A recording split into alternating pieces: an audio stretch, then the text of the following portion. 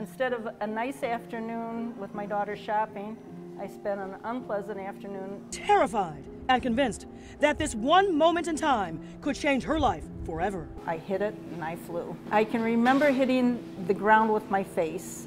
70-year-old Pam Flanagan was in shock, stunned. Her body was teeming with gashes. Pam was bleeding from her nose, mouth, chin, legs.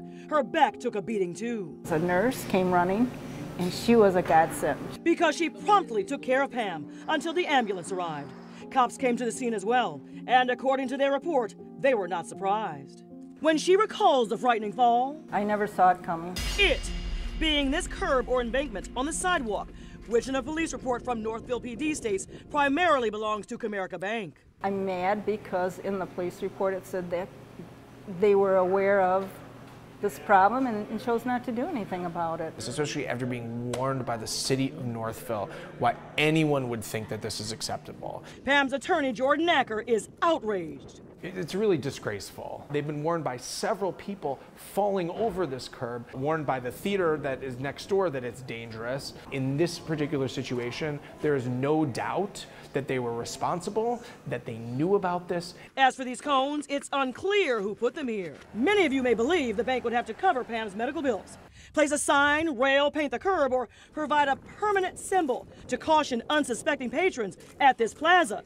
But believe it or not, by law, Comerica does not have to. The court in Michigan changed the law in 2001 unilaterally. That law says a premises owner can be held liable for dangerous conditions on their property unless the dangerous condition was open and obvious, meaning the average person would have or should have seen the potential danger. What you have is you have people who are grievously injured sometimes, and there's nothing that we can do for them. If I don't see that, look at that.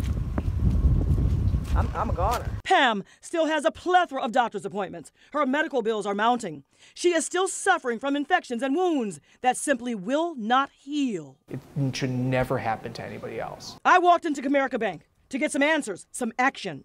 A spokesperson with Comerica Corporate Communications tells Action News they are looking into the matter and have no comment.